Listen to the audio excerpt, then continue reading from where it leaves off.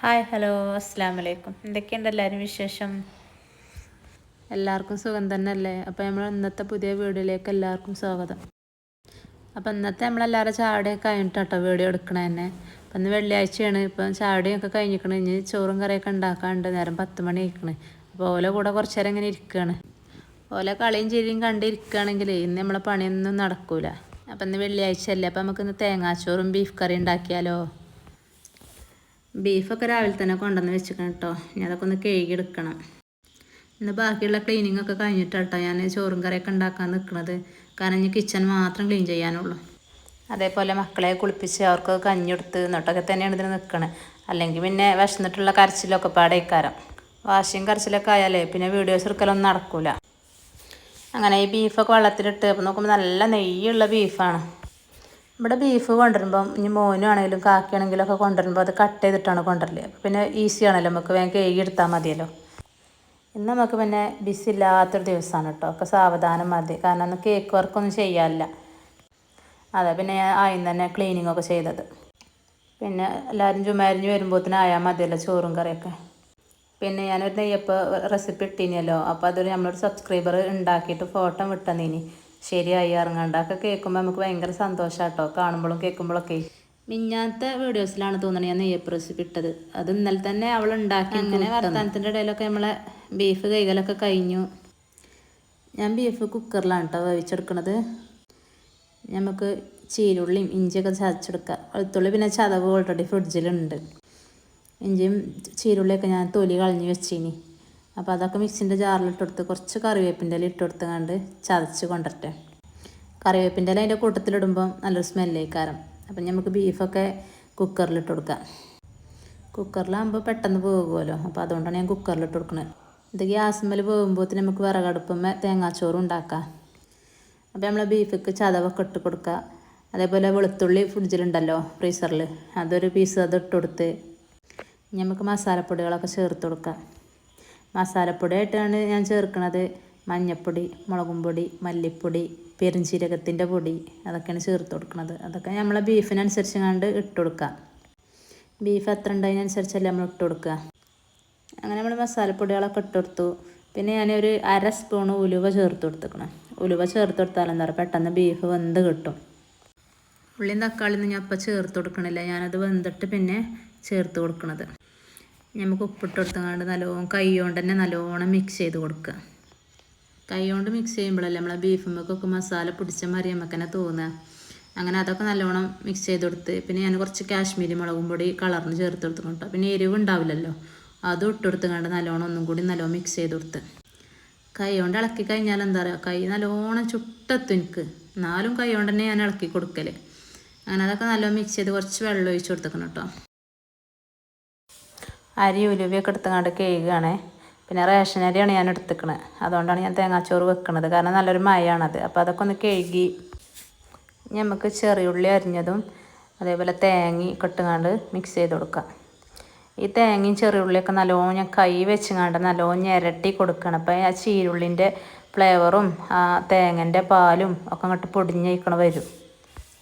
എന്നിട്ട് പിന്നെ നമുക്ക് പാകത്തിന് ഉപ്പിട്ട് കൊടുക്കുക. ഉപ്പിട്ടെടുത്തുകൊണ്ട് നല്ലോണം പിന്നെ ഒന്നും കൂടെ ഞെരട്ടി കൊടുക്കുക. ഉപ്പ് ആദ്യം തന്നെ ഇട്ടെടുത്താൽ മതി, ഞാൻ മറന്നതാണ്. പിന്നെ ഇതൊക്കെ ഞാൻ അടുപ്പത്ത് ചൂടുള്ള വെള്ളം ഉണ്ടായിന്, അപ്പോൾ ചൂടുള്ള വെള്ളം ഞാൻ ഒഴിച്ചെടുത്തത്. എത്ര അരി എടുക്കണം അതിൻ്റെ ഡബിൾ വെള്ളം. നെയ്ച്ചോറിന് വെള്ളം വെക്കണ മാതിരിയാണ്. റേഷൻ അരി ആയതുകൊണ്ടാണ് ഞാൻ അങ്ങനെ വെള്ളം ഒഴിച്ചു കൊടുത്തത്. അപ്പോൾ ഇതിന് ഞാൻ തീയൊക്കെ കത്തിച്ചിക്കണം കേട്ടോ. നമുക്ക് അടുപ്പത്തേക്ക് വെച്ച് കൊടുക്കാം. റേഷൻ അരി ആയതുകൊണ്ട് തിളച്ചാൽ വേകുമല്ലോ. നമ്മളെ മട്ട റൈസോ അല്ലെ അതേപോലെ മറ്റേ വൈറ്റ് റൈസൊക്കെ ഉണ്ടല്ലോ, അതൊക്കെ ആണെങ്കിൽ നമുക്ക് ഈ വെള്ളം പോരട്ടോ. റേഷൻ അരി ആയതുകൊണ്ടാണ് ഞാൻ ഇത്ര ഡബിൾ വെള്ളം, നമ്മൾ അരി എത്ര എടുക്കണമെന്ന് വെച്ചാൽ അതിൻ്റെ 2 അത്ര വെള്ളം ഒഴിച്ചു കൊടുത്തത്. അങ്ങനെ അതൊക്കെ തിളച്ച് വന്നു. നല്ലോണം മിക്സ് ചെയ്ത് കണ്ട് ഞാൻ അടച്ചു വെച്ചു. പിന്നെ ഒരു 5 മിനിറ്റ് കഴിഞ്ഞപ്പോൾ വെള്ളം വറ്റി വന്നിക്കണം കേട്ടോ. ഈ വെള്ളം ഞാൻ ഈ പറഞ്ഞ വെള്ളം ഈ ചോറിന് കറക്റ്റാണ്. ഇവിടെ ഞങ്ങൾക്കൊക്കെ ഇഷ്ടം ഈ റേഷൻ അരി കൊണ്ട് തേങ്ങാച്ചോറ് വെക്കുന്നതാണ് കേട്ടോ. മറ്റേ അരി കൊണ്ട് അത്ര ഇഷ്ടമല്ല. അപ്പോൾ ഇതിന് നമ്മളെ ബീഫൊക്കെ വിസിലടിച്ചങ്ങാണ്ട് ഞാൻ ഓഫ് ചെയ്തിട്ടിക്കണം കേട്ടോ. അപ്പോൾ ചോറ് വെന്തിക്കണം. നമുക്ക് ചോറ് അടുപ്പത്തു നിന്ന് മാറ്റി വെക്കാം. നമുക്ക് ഈ അടുപ്പത്ത് തന്നെ ബീഫ് വെച്ച് കൊടുക്കണം. ബീഫിന് ചട്ടി ഉള്ളിയും തക്കാളിയൊക്കെ വഴറ്റാൻ ഈ അടുപ്പ് കൊണ്ട് ചൂടായി കിട്ടിയാലേ പെട്ടെന്നൊക്കെ ആവും. പിന്നെ എല്ലാതും നമുക്ക് ഈ അടുപ്പത്ത് വെക്കാനേ തോന്നുള്ളൂ. അപ്പോൾ ചോറ് കണ്ടോ നല്ല പെർഫെക്റ്റ് ആയി കണ്ട് ഉഷാറായി വന്നിക്കണം.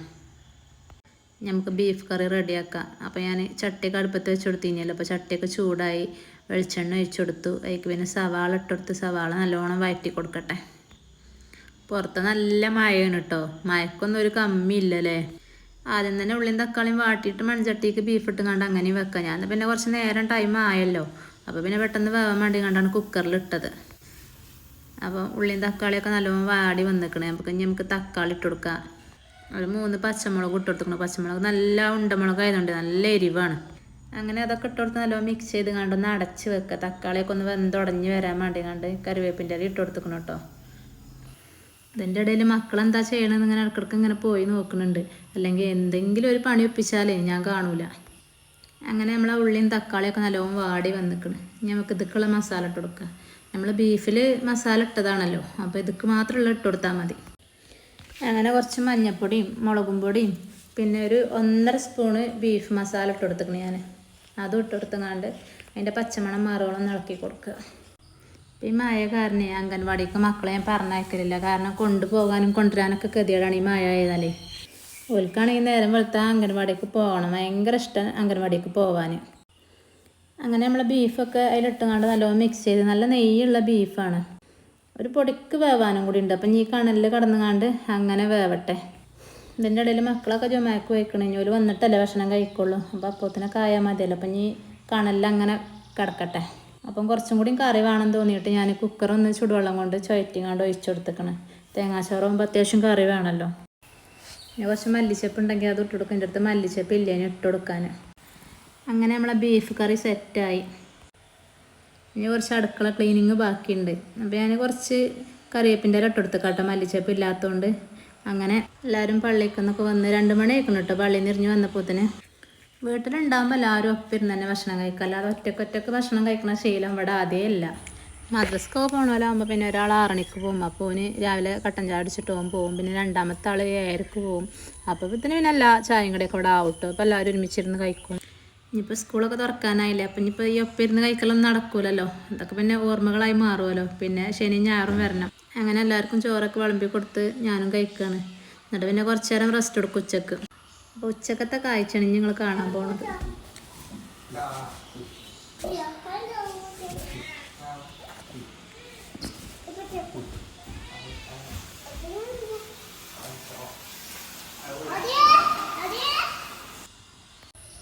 ഇതാണ് ഇവിടുത്തെ സ്ഥിരം കാഴ്ച. ഒരു ബാപ്പയും 2 കുട്ടികളും ഒരു പൂച്ചയും. ഇവർക്ക് ഇതന്നെ പണി. കൊട്ടയിലാക്കുക, ഉന്തി നടക്കുക. അപ്പോൾ ഈ കൊട്ട 2 ആക്കും വേണം. അതിന് പിന്നെ ലാസ്റ്റ് അടിക്കാരം. പൂച്ചയാണെങ്കിലോ ഇവർക്ക് എങ്ങനെയും കഴിച്ചായി കിട്ടിയെങ്കിൽ വിചാരിച്ചിരിക്കുകയാണ്. വാതിലൊക്കെ അടച്ചിട്ടും ചെയ്തിരിക്കണം. പൂച്ചയ്ക്ക് ഓടി രക്ഷപ്പെടാനും ഇതിലൊരു മാർഗ്ഗമല്ല. ആകെ കുടുങ്ങിയിരിക്കണ പൂച്ച. ഇനി 2 ഒന്ന് തള്ളിയിട്ട് ഉറക്കണം. അപ്പോൾ ഈ പൂച്ചൻ്റെ വയത്താലായതുകൊണ്ട് വരും തന്നെയല്ല ഉറങ്ങാൻ. അപ്പോൾ നമ്മൾ ഇന്നത്തെ വീഡിയോ ഇത്രയൊക്കെ തന്നെയുള്ളൂ. അപ്പോൾ എല്ലാവരും ലൈക്ക് ചെയ്യുക, ഷെയർ ചെയ്യുക, സബ്സ്ക്രൈബ് ചെയ്യുക. അപ്പോൾ നമ്മൾ പുതിയൊരു വീഡിയോ ആയിട്ട് വീണ്ടും കാണാം. Thanks for watching. അസ്സലാമു അലൈക്കും.